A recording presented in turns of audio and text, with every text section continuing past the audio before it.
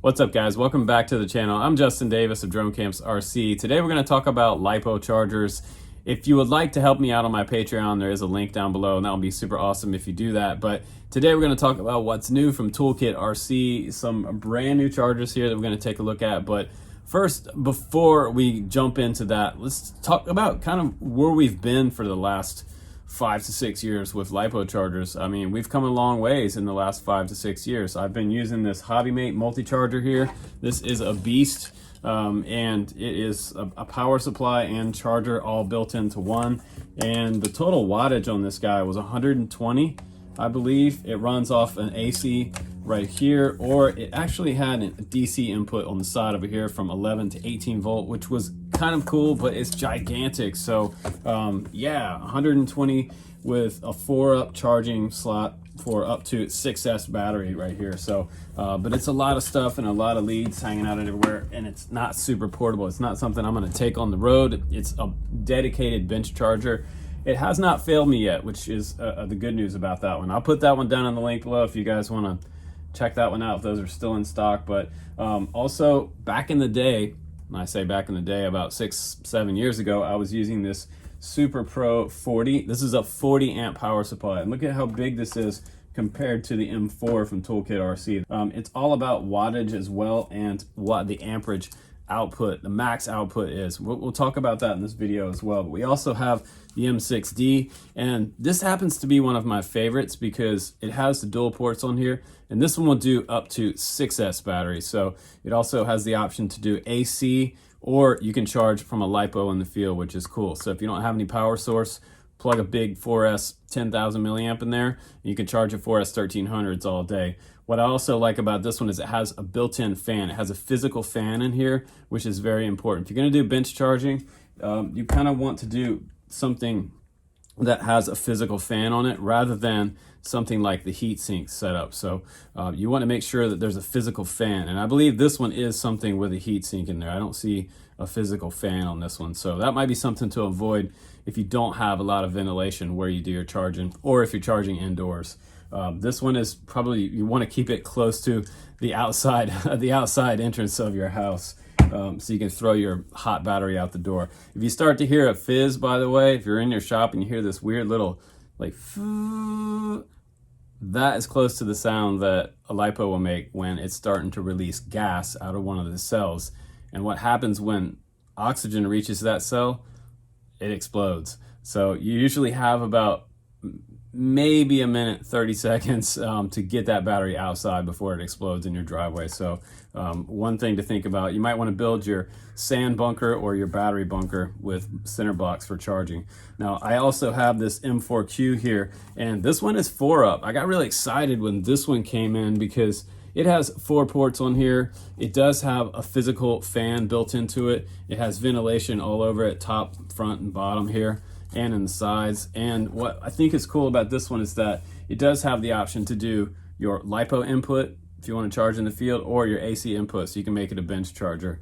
The only thing about this one is that it is only a 1 to 4S charger, so you're not going to be able to charge your 6S batteries on this particular model. So I think that's why I still think that the M6D is probably the one to get. It's a little more portable than the larger big brother. Even though as big as this one is, I would expect that this one charge 6S batteries. I mean, what do you guys think?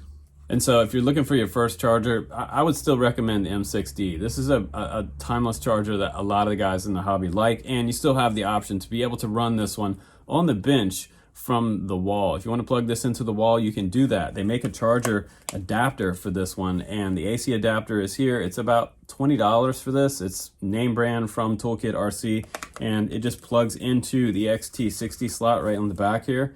And now you can plug it into the wall and make this your bench charger. All right, guys, so we have all of these on the bench now, and let's just start out with the M4Q. This is the newer one in the family, and it is a built-in 100 watt. It says 50 here, AC 100, and 1 to 4S there. The screen is actually pretty bright, and it shows you 4-up display of each port. So you can use the selector, the channel selector here, to go back and forth from each port and change which battery you're charging. The type of battery, it'll also do Li-ion. If you're wanting to do Li-ions, you can do that. You're just gonna plug in this 3S battery here and watch it power up, and we are good there. It shows the battery level right there. So this is your external battery source right up at the top left right here.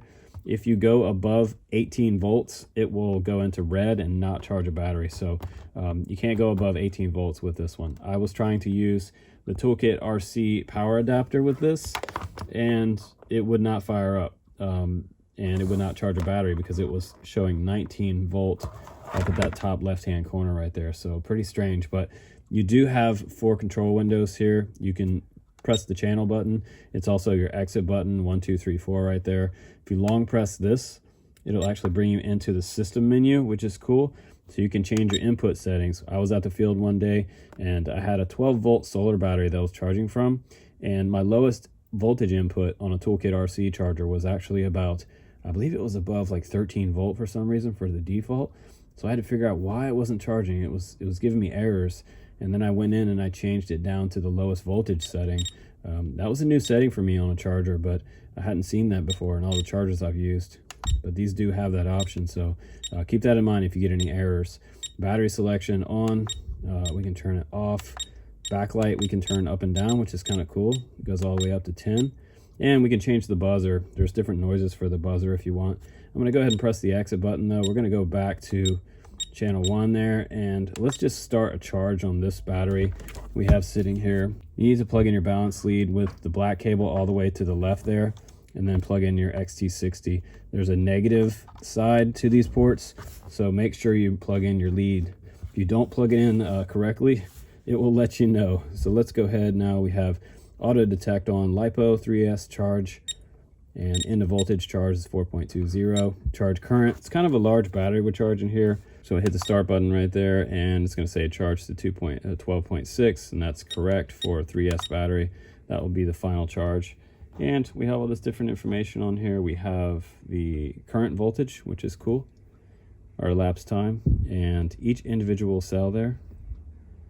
And you can see it's working on one cell and then the next, which is kind of cool. So it's auto balancing right now, showing us also how many amps it's putting in and how much we've added.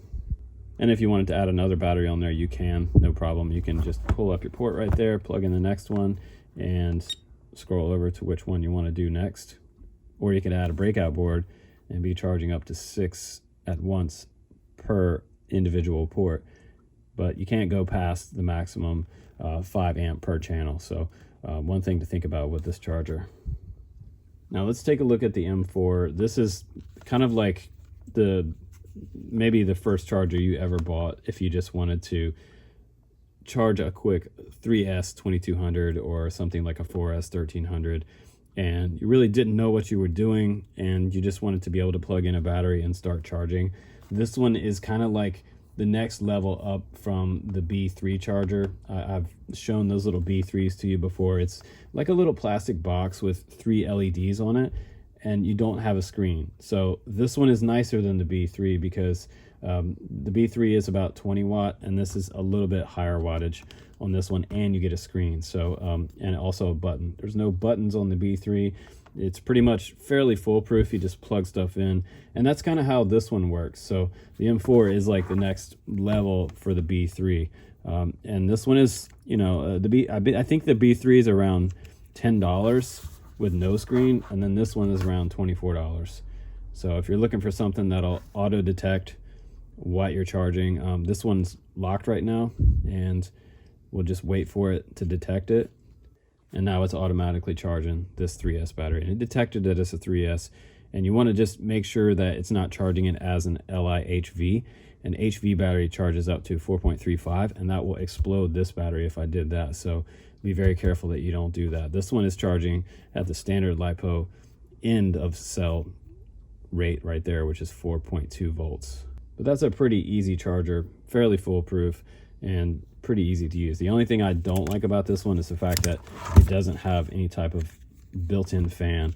It just has that heat sink in the back. But it's kind of a cool, it's like step forward in the next evolution of what the B3 used to be good for. This one would be kind of be the new guy's next B3 style charger with a screen and a button to be able to play with. So you can change what type of battery you're charging. So be very careful about that and make sure you read the manual about these different voltage settings for each individual cell type of battery you're charging. So this can cause a fire if you get this wrong. Very important to make sure you're charging a Lipo at the standard 4.2 volt and LA-HV at 4.35 volt.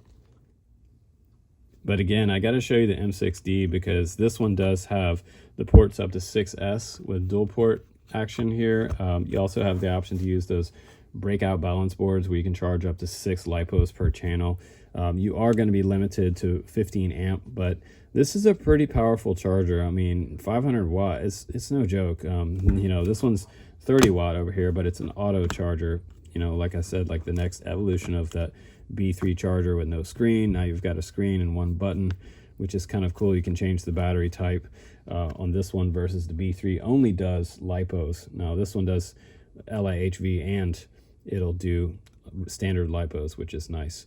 But this one still remains my charger of choice. For the money, I think this one is just a better value. It's a little more portable than the M4Q. The M4Q is kind of cool that it does have 4 ports. And again, like if you're only going to do 4S, this one's not a bad option. I mean, it does have the AC input there and the DC input on this side from 10 to 18 volt. So you can plug in up to an 18 volt battery, which would be even larger than you could do a 4S battery on this, nothing bigger, or you might blow it up. And you also have a USB port there for firmware updates on that one. And I'm not sure if this one actually had a USB port, so I don't see a way to do a firmware update on here because this is actually an output if you want to charge any of your devices. But it looks like this one doesn't have a USB output. So again, like some cool things about this one that this one doesn't have, and this one's much larger. So you can tell which one I prefer. And I'm going to be honest with you about that. But if you're a brand new guy, you can pick up one of these. They are pretty cheap. The M4 that has a power adapter included in the box, which is also kind of nice. But yeah, my charger of choice between these three right now is the M6D up to 6S. That's the one to get. So guys, thanks again for watching the channel, guys. I'm Justin Davis. Take care. You check out the links below, and I'll see you on the next one.